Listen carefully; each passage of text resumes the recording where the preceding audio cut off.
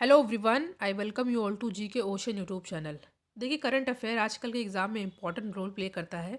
तो हम लोग आज डिस्कस करने वाले हैं दो इंपॉर्टेंट करंट अफेयर के टॉपिक। जीके के रूप में भी आप इसको याद कर लेंगे। साथ ही साथ कल मैंने एक वीडियो अपलोड किया था जो कि था आपका किसान दिवस, और जो था एक इम्पॉर्टेंट था वो था प्रधानमंत्री मत्स्य संपदा योजना। दोनों ही इंपॉर्टेंट है करंट अफेयर में, क्योंकि 23 दिसंबर को किसान दिवस मनाया जाता है, तो आपके लिए इम्पॉर्टेंट हो जाता है। और जो प्रधानमंत्री मत्स्य संपदा योजना है, न्यूज़ में है, तो उसको भी आप लोग कवर कर लीजिएगा, जिसका लिंक मैंने डिस्क्रिप्शन बॉक्स में दे रखा है।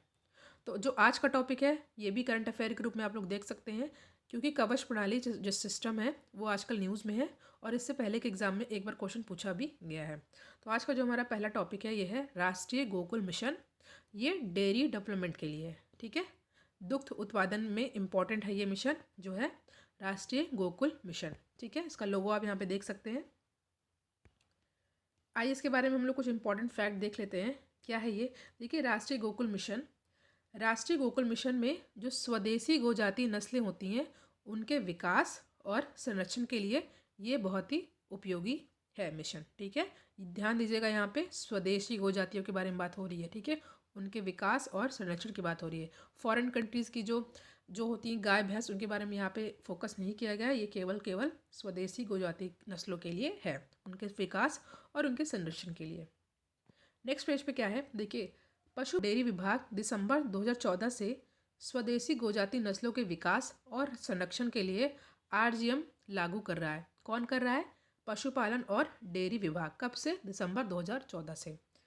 नेक्स्ट है यहाँ पे देखिए, दूध की बढ़ती मांग को पूरा करने और देश के ग्रामीण किसानों के लिए डेयरी को अधिक लाभकारी बनाने के लिए दुग्ध उत्पादन और गोवंश की उत्पादकता बढ़ाने के लिए यह योजना महत्वपूर्ण है। ध्यान दीजिएगा, किस किस के लिए ये योजना जो है महत्वपूर्ण है। आजकल ट्रिकी क्वेश्चन पूछा जाता है, तो आप लोग को याद कर लेना है। यहाँ पे पशुपालन और डेयरी विभाग है ने इसको चला रहा 2014 से। किस लिए है ये? देखिए, जो ग्रामीण किसान हैं उनके ग्रामीण किसानों के लिए डेयरी को अधिक लाभकारी बनाने के लिए है, और दुग्ध उत्पादन के लिए है, और गोवंश की उत्पादकता बढ़ाने के लिए है। याद कीजिएगा, कर लीजिएगा। ये मल्टीपल चॉइस में पॉइंट के रूप में दे दिए जाते हैं, और मुझे आपको बताना होता है कि कौन कौन सा यहाँ पे गोवंश जो मिशन है, राष्ट्रीय गोकुल मिशन, इसके बारे में सही दिया गया है। तो ध्यान दीजिएगा। उद्देश्य क्या है यहाँ पे देखते हैं हम लोग। उद्देश्य क्या है राष्ट्रीय गोकुल मिशन का? देखिए, उन्नत तकनीकों यानी कि टेक्नोलॉजी का जो यूज़ करके गोवंश की उत्पादकता और दुग्ध उत्पादन को स्थायी रूप से बढ़ाना है। यहाँ ध्यान दीजिएगा, स्थायी रूप से बढ़ाना है, ये ध्यान दीजिएगा। नेक्स्ट है प्रजनन उद्देश्यों के लिए उच्च आनुवंशिक योग्यता वाले सांडों का उपयोग का प्रचार करना है, ठीक है। नेक्स्ट है पॉइंट, प्रजनन नेटवर्क को मजबूत करने और किसानों के दरवाजे पर कृत्रिम गर्भाधान सेवाओं की डिलीवरी के माध्यम से कृत्रिम गर्भाधान कवरेज को बढ़ाना है। कृत्रिम गर्भाधान, ध्यान दीजिएगा। और नेक्स्ट है पॉइंट, वैज्ञानिक और समग्र तरीके से स्वदेशी मवेशी और भैंस पालन और संरक्षण को बढ़ावा देना है। किस किस के लिए? स्वदेशी मवेशी, भैंस पालन और संरक्षण को बढ़ावा देना। फंडिंग कैसे की जाएगी? देखिए, यहाँ पे जो फंडिंग पैटर्न है कि पैसा कौन लगाएगा। देखिए, योजना के सभी घटकों को निम्नलिखित घटकों को छोड़कर 100% अनुदान सहायता के आधार पर लागू किया जाएगा। कुछ चीज़ों को छोड़ करके 100% अनुदान के यहाँ पे प्रावधान है। जैसे कि देख लेते हैं, भाग लेने वाले किसानों को भारत सरकार के हिस्से के रूप में 5,000 रुपये प्रति IVF गर्भाशय की घटक सब्सिडी के तहत त्वरित नस्ल सुधार कार्यक्रम उपलब्ध कराया जाएगा, ठीक है। 5,000 रुपये प्रति IVF, ठीक है। यहाँ पे दो इंपॉर्टेंट पॉइंट है।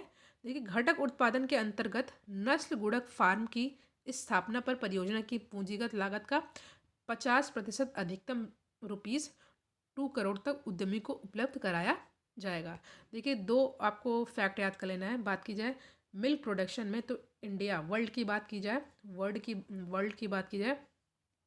तो इंडिया जो है 1 पर आता है। अगर इंडिया के स्टेट की बात की जाए तो उत्तर प्रदेश की रैंक 1 आती है, ठीक है। अब हम लोग देखते हैं हमारा जो दूसरा टॉपिक है ये है कवच प्रणाली।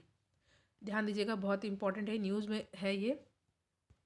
देखिए, भारतीय रेलवे ने हाल ही में कवच के कार्यान्वयन के लिए वित्तीय वर्ष 2022-23 में 272.30 करोड़ रुपए का प्रावधान किया है।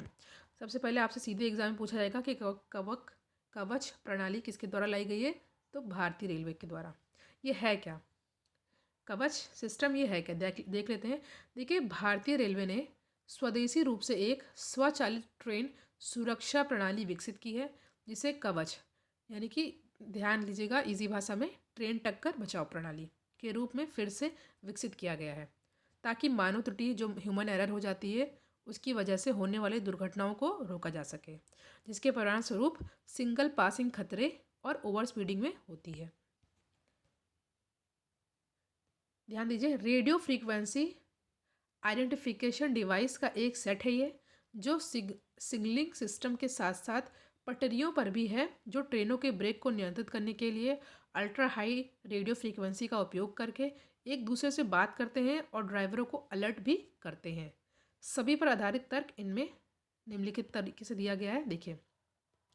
और इसकी एक विशेषता यह है कि एक ट्रेन की आवाजाही की जानकारी को लगातार ताज़ा करके लोको पायलट द्वारा सिग्नल जंप करने पर ट्रिगर भेजने में ये सक्षम होता है, जिसे सिग्नल पास्ड एट डेंजर कहा जाता है। ठीक है, सिग्नल पास्ड एंड डेंजर कहा जाता है, जो सुरक्षा के संबंध में रेलवे संचालन में एक गंभीर अपराध है और टक्कर जैसी दुर्घटना की ये कारण भी बन जाता है।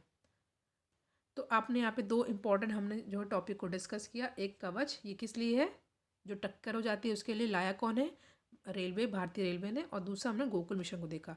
जो कल मैंने डिस्कस किया था किसान दिवस और प्रधानमंत्री मत्स्य संपदा योजना, उसका मैंने लिंक डिस्क्रिप्शन बॉक्स में दे रखा है, उसको आप लोग ज़रूर देखिएगा और वीडियो को लाइक एंड शेयर जरूर करें। Thank you.